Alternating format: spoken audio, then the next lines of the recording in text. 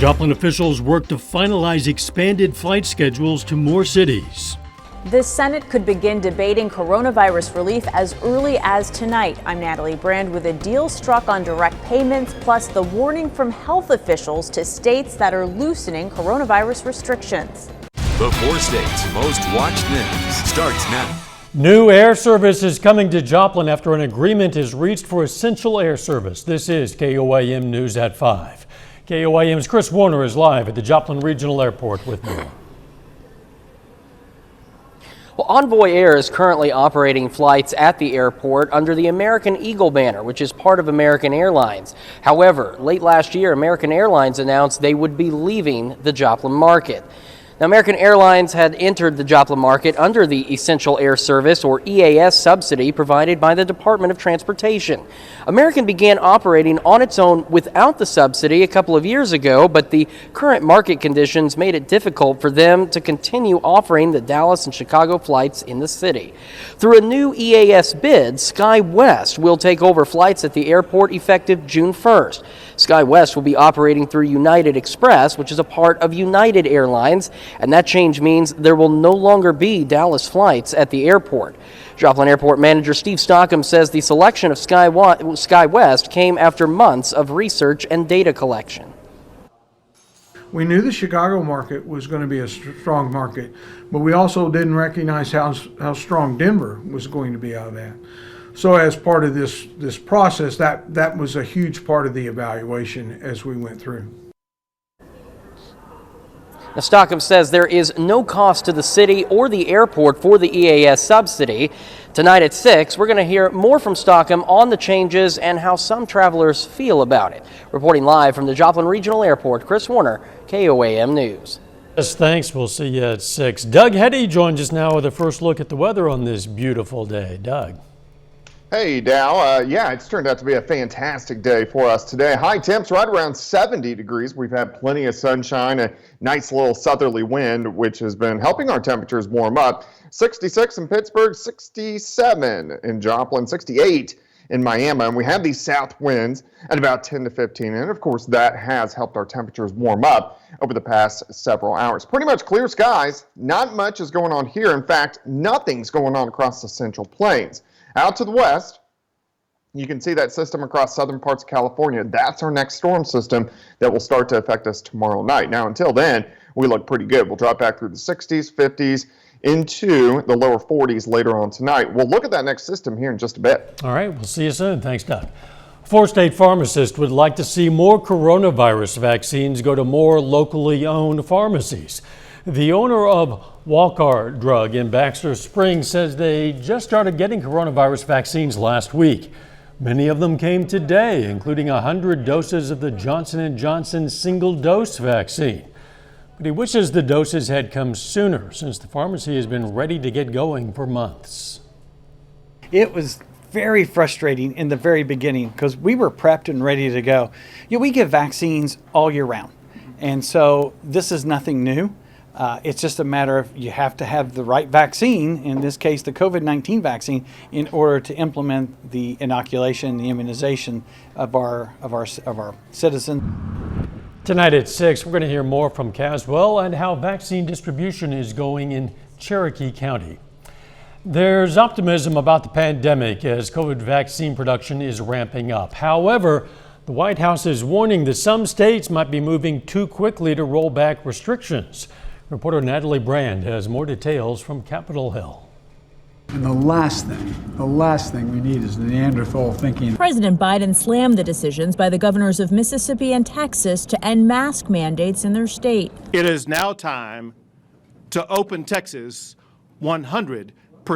The president said it's too soon to lift restrictions before a majority of Americans are vaccinated, which he says should happen by the end of May. We are on the cusp of being able to fundamentally change the nature of this disease because of the way in which we're able to get vaccines in people's arms. Today, the White House announced a new initiative with health insurers to help vaccinate older patients in vulnerable communities. The aim is to help vulnerable seniors overcome 3 of the most challenging current barriers: questions about the vaccine, scheduling, and transportation.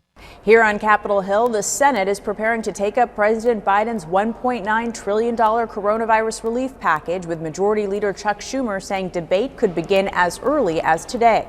Look, we want to get the biggest, strongest, boldest bill that can pass, and that's what we're working to do. It is my hope that at the end, Senate Republicans will unanimously oppose it, just like House Republicans did. To help get the bill passed, President Biden struck a deal with moderate Democrats to put tighter limits on who is eligible for the $1,400 direct payments. Natalie Brand, CBS News, Capitol Hill. Democrats could potentially pass the bill without Republican support, but it would take the vote of all 50 Senate Democrats, as well as Vice President Kamala Harris's tiebreaker vote to do so. The White House says it's assessing the situation after rockets hit a military base in Iraq overnight that houses around 2,000 U.S.-led coalition troops. Today's rocket attack follows Friday's U.S. airstrike on militias in Syria that are backed by Iran, though no one has claimed responsibility. The Pentagon says the base's missile defense systems engaged during the attack, and there are no reports of injuries to U.S. service members. One American civilian contractor died of a heart attack. Still ahead, there's a big push at an Amazon facility for workers to unionize. We're going to hear from workers who support the push and those who do not. And next in Health Watch, some Parkinson's patients are stepping into the ring to fight the disease. President Biden met with a bipartisan group of lawmakers to talk about what's ahead for what's called the Cancer Moonshot. The federal initiative to bring about the end of cancer began under President Obama and is likely to become a focus of the president's post-pandemic health agenda. The president says he thinks breakthroughs in cancer research are right around the corner. A study of 500,000 kidney stone patients found nearly a quarter had a diagnosis of osteoporosis or a fracture around the same time. Researchers from Stanford University say the findings suggest wider use of bone density screenings for kidney stone patients. There's still no cure for Parkinson's disease, but some patients say they're boosting their quality of life one punch at a time. Reporter Tina Krause has the story. After landing her first few punches in a boxing ring, this 75-year-old grandma from Belgium was hooked. Hello, I'm Nancy. Nancy van der Straten was diagnosed with Parkinson's disease 9 years ago. I really use much medicines, and I discovered that's not enough. You have to move. And she does, in her purple sneakers and shiny gloves. She believes boxing will slow down her illness. After two hours training, you feel really better. Neurologists back up her theory. Because you move the legs, you have to make quick decisions, and all of these keep your brain active. Studies have shown that non-contact boxing is good for the brain, so it's of course good for Parkinson's disease. Rock Steady! U.S. researchers studied a non-contact boxing program called Rock Steady, designed for people with Parkinson's. They found the classes improved some non-motor symptoms of the disease, like fatigue, fear of falling, and anxiety, and also significantly boosted quality of life. Instead of being miserable, do all week, you stand up and you say, oh, today, boxing. Van der Straten perfects her punching 3 times a week and encourages others with Parkinson's to find a sport they love and stick with it. Tina Krause, CBS News. Researchers say people with moderate to severe Parkinson's took a little longer than those with milder symptoms to see the benefits of boxing, but that their hard work did pay off. Doug Heddy is up next with his complete forecast, and later our pet vet on call. Hi, I'm Dr. Eva Dudek from Parsons Pet Hospital. Coming up, we've got an animal fun fact about camels.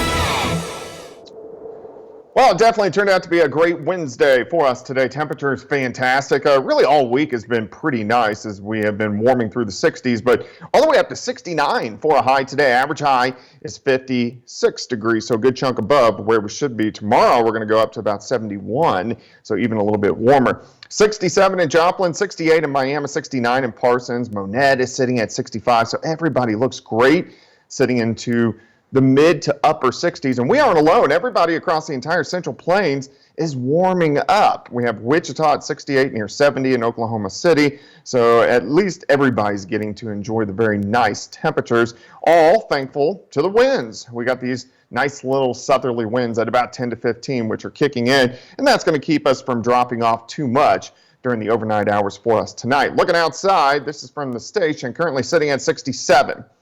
Look at our humidity, it's 19%. So when the air mass is so dry, it allows you to warm up, but also on the other end, once the sun sets, it allows you to drop off very quickly. So we're going to drop through the 60s, 50s, 40s, near 40 for an overnight low tonight. Clear skies, nothing going on here. In fact, the entire Central Plains look pretty good. Let's head west. Here's our next storm system out across the southern parts of California. And this system, it's a cutoff low. The main flow of the jet is well to the north in Canada. So this is a slow moving guy, and it doesn't have a lot of moisture and a lot of energy, but it's going to head out across the central parts of the Rockies as we work into the daytime hours tomorrow.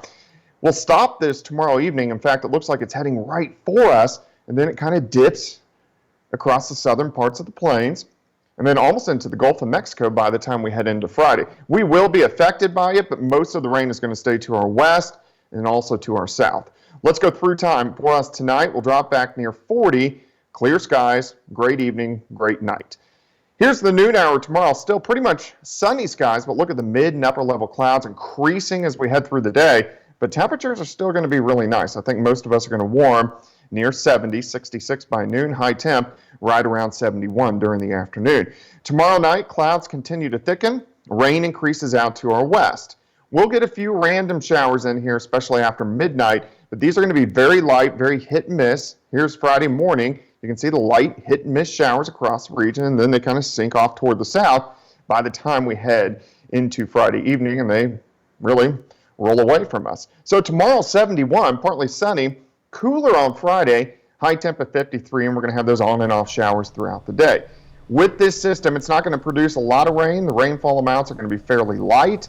I think most of us are going to be maybe upwards to 1/10 of an inch at best, and that is really just about it. So this is a very weak system. We rebound for the weekend. Saturday looks great. Sunday looks great. High of 60, 65 on Monday. Rain chances right back in next Tuesday and then also next Thursday. And Dow, because I've been out the past couple days with my son, we haven't had a chance to do the month-long forecast, so we're going to do that tomorrow night at 9 and 10. All right, we're looking forward to that. And welcome back, Doug. All right, thank you. Coming up, a look at the push for unionization at an Amazon facility. First, though, we honor a local veteran. Harvey Willis served in the U.S. Navy and Air Force from 1960 to 1969. His hometown, Joplin, and we salute Petty Officer First Class Harvey Willis, a four-state hero. Costs within the U.S. coffee industry are on the rise, and that could lead to higher prices for all of us coffee lovers. Small and mid-sized roasters have seen a spike in transportation-related costs, which helped incite prices to their highest levels in more than a year. Larger companies like Folgers and Dunkin' parent company GM Smucker say they've also faced supply chain challenges amid the pandemic. U.S. infrastructure is at a crossroads. According to a report from the American Society of Civil Engineers, the sector is at a nearly $2.6 trillion shortfall and is in need of a massive boost in funding and repairs. The Engineering Society says the U.S. is spending just more than half of what is required. Hundreds of thousands of Amazon employees are watching one of the most significant unionization drives in a generation. Workers at an Amazon warehouse near Birmingham, Alabama are voting on whether to join a retail workers union. Their colleagues around the country are wondering how that's going to affect them. Reporter Mark Strassman is at the Fulfillment Center where he spoke to some of the workers. Michael Foster is a union organizer, and early this morning we found him outside the Amazon warehouse at Shift Change, where he's campaigned for votes since last October. Amazon is treating the people disrespectful. They basically telling the people, if you don't want to abide by the way we work, you can go find another job somewhere else. According to the union, roughly 85% of the workers at this massive warehouse are black. Most are women. Many complain about grueling work, unsafe conditions with inadequate bathroom and meal breaks. We're being treated like we're prisoners who's there to get a job done. Jennifer Bates and Daryl Richardson both work at the warehouse. What's your biggest frustration there? Job security, respect, and your safety, well-being. The community don't realize is what's going on behind the curtain. What are the people there going through just to make sure that we get our packages? It's time for us to make a stand. It's time for some changes. Frustrated workers contacted the retail, wholesale, and department store union. And this week, President Biden weighed in. Every worker should have a free and fair choice to join a union. But they are Amazon, and this is Alabama. The e-commerce behemoth is fighting the union drive in this right-to-work state. In a statement, the company told us, if the union vote passes, it will impact everyone at the site, and it's important associates understand what that means for them and their day-to-day life working at Amazon. Amazon worker Dawn Hogue will vote no. And I have yet to personally encounter anyone that is pro-union. I do not see a point in paying somebody to do something I'm fully capable to do for myself, and that being advocating. But the union believes these workers need a voice, and they'll deliver the votes despite long odds. If you put enough heart in anything that you do, you can do anything. Even in Alabama? Even in Alabama. We have not been able to organize in Alabama as we wish we could, but things are meant to change. This is a vote by mail and will go on until March 29th. The union expects it to be close, but whichever side wins, the loser could challenge the outcome. Mark Strassman, CBS News, Bessemer, Alabama. Our pet vet on call next.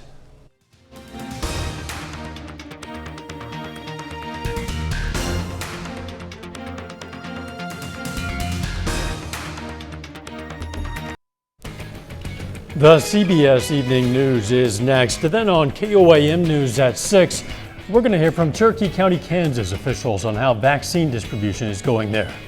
Plus, Kansas legislators are working to create a low-interest loan program for cities dealing with extremely high utility costs from the recent freeze.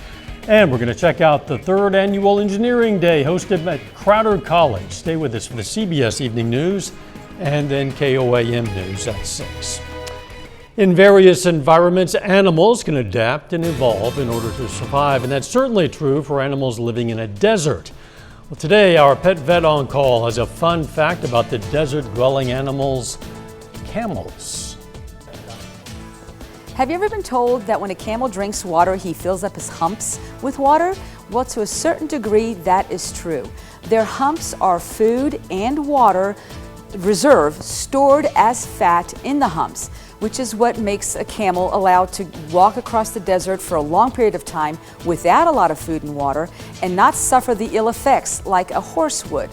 So that's what makes the camel an ideal mode of transportation for the desert, because even your Jeep will run out of fuel, but a camel can go a long way.